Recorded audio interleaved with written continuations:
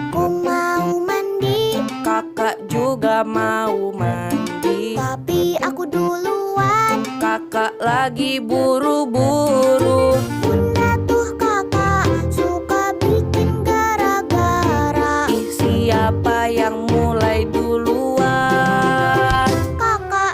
Kenapa sih kalian gitu aja kok rebutan? Kan bisa pakainya bergantian.